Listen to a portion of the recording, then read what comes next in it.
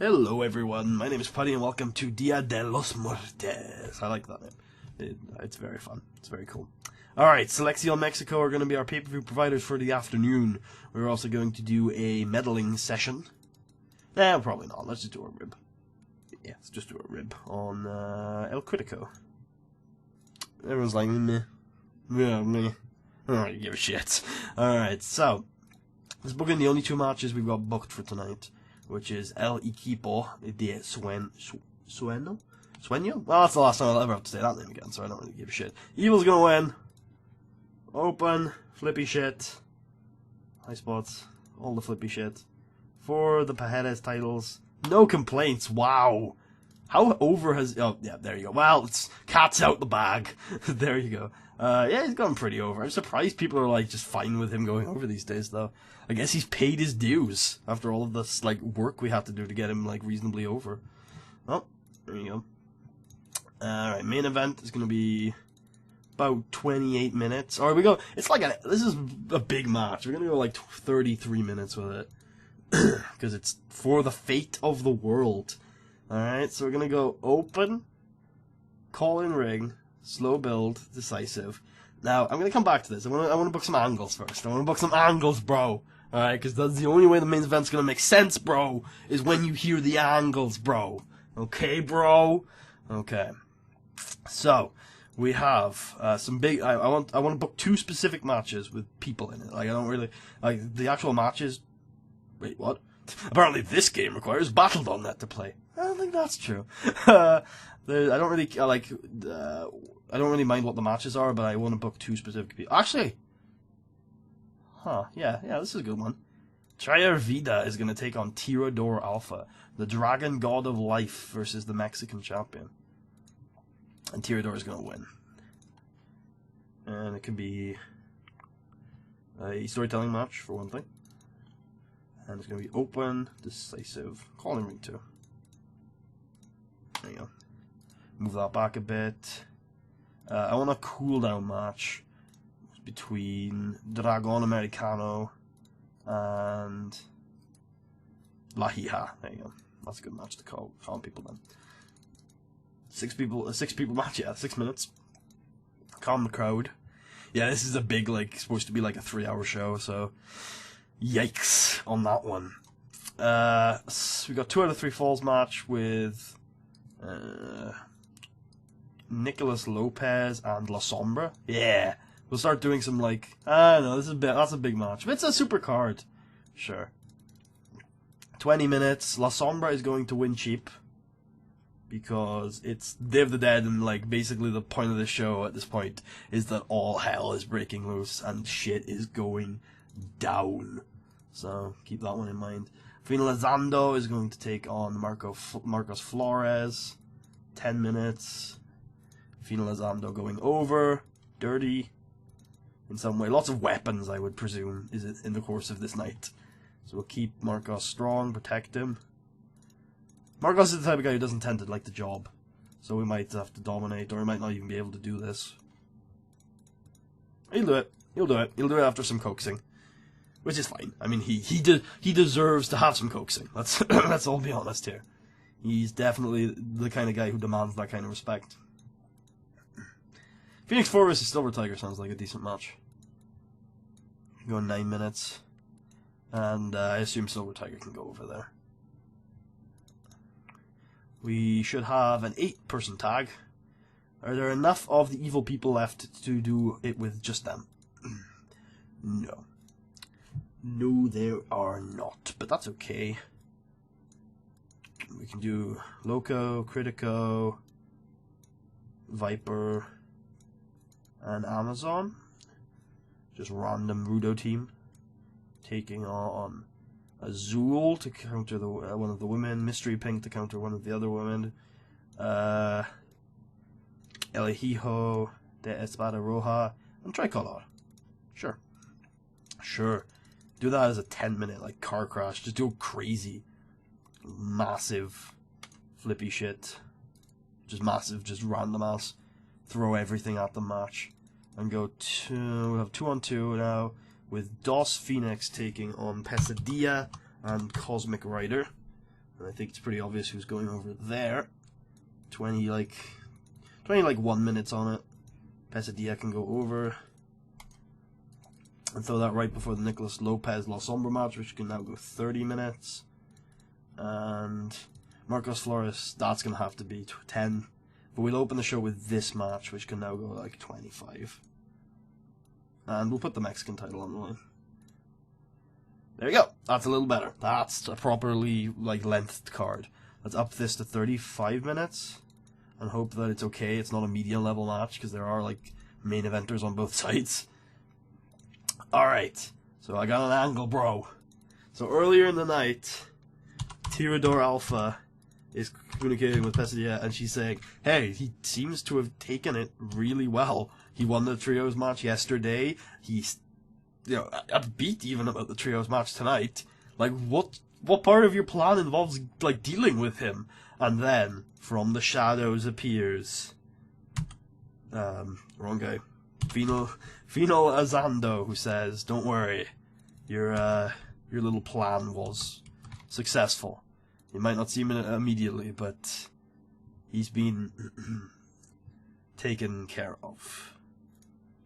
And then, my Battle.net is actually going offline. My internet is going offline. Oh no. Okay, well, it's not going to affect the recording or anything. But holy shit, that's not good. That's not good, because I don't this internet's really stable, so the fact that it's offline is really concerning. But, yeah, anyway, I'll just finish the episode off.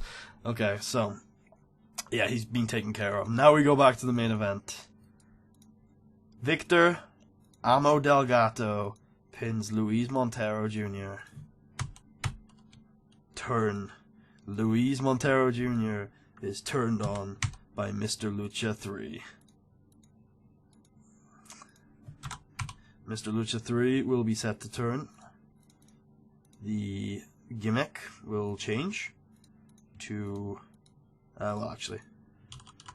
turncoat. Okay. And there we go. 79B to start off the show. Tirador Alpha defeats Traya Vida, retains the Campeonato de Mexico title. 63C. Marcos Flores defeats Final Azando. Final Azando defeats Marcos Flores. 78B, Final Azando tells the pair that he has been dealt with. 64C, Silver Tiger, Phoenix 4. 67C, the car crash. Then a 72B- as Dos Phoenix are defeated by Cosmic Rider. In a 78B, that's not bad. I think that probably could have been better. It's a little surprising. What was wrong with it? Stamina. Oh, I didn't slow build the match, did I? It was just fucking all-out 30-minute match, okay. Then a cooldown, I think. Yeah. 51D. Brought back up for the semi-main. It's not bad. 74B-. As Evil defeats Raven Nightfall. Wins the Campeonatos de Perez OLLIE. Main event. 80B. Best match on the card. El Engendro del Inferno defeated Mr. Lucha and Los Monteros. Amo Delgado defeated Luis Montero by the 9th life. Mr. Lucha 3 turns on Luis Montero. Complete turn. Yep. Gimmick was great. Turn was a complete success. Yep, and after the match, I should have done an angle for this. For the three demons, they are joined by their compatriots in the ring, and they hold up the trio's titles, and the crowd, actually nothing happens to the crowd, but you can hear from outside just a large stompings, and it appears that a large army of the undead have awakened. 72B- increases our pop in all regions of Mexico. Oh yes, Mr. Lucha deserves a high five for that. And maybe Final Azando and I guess Pesadilla, yeah. That was Joanne's last show with us. But I think it was a pretty good show. I think it was pretty good. Oh, I didn't know Stephen Parker was in SWF. Huh, interesting. I have to see how he's doing over there. But yes, I'm very happy with that one. Very happy indeed. Buy rate was a 0.37, surprisingly down. EMLL are like, yeah, we will do HD TV too. Surprisingly, the buy rate is actually down. I was not expecting it to go down. Not very happy with that, but oh well. It is what it is. We got more people in the arena at least. And no increase in our pop though, but that's fine. How did everyone do in terms of popularity? I know we only just did a pop check and we're not going to do a full one. But I want to check however. Oh, Mr. Lucha is a main eventer. Very popular. And he's up to, yep, pretty good levels. Shut up, Battle.net. I'm actually, oh, my internet seems to be back.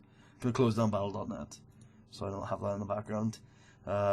He's pretty good heel. He's a great babyface, but pretty good heel. And, how is his, like, is he hot?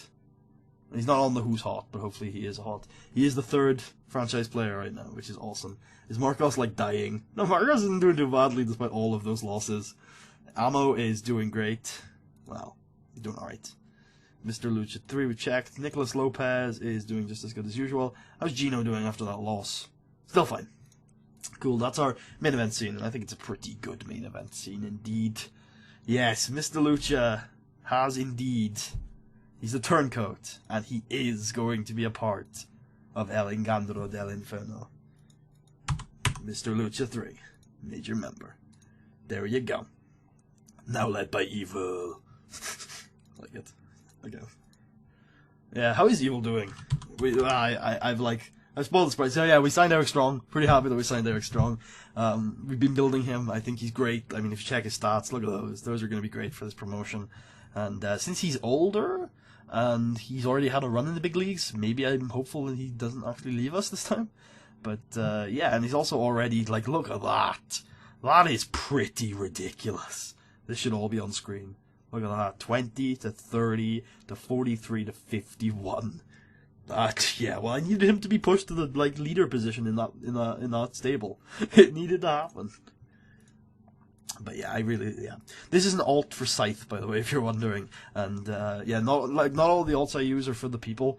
I just thought they would fit. Like, but yeah, anyway, hopefully that's not a big deal for you guys. But I like that. I thought, first thing I saw that, I was like, oh yeah, evil. For Eric Strong. Eric Strong has some evil-ish gimmick, like, alts, but I think this is, like, more fitting to what we're going for here. How's Mr. Lucha's momentum? Because sometimes it resets to 0 on stuff. Nope, still a major positive. Good.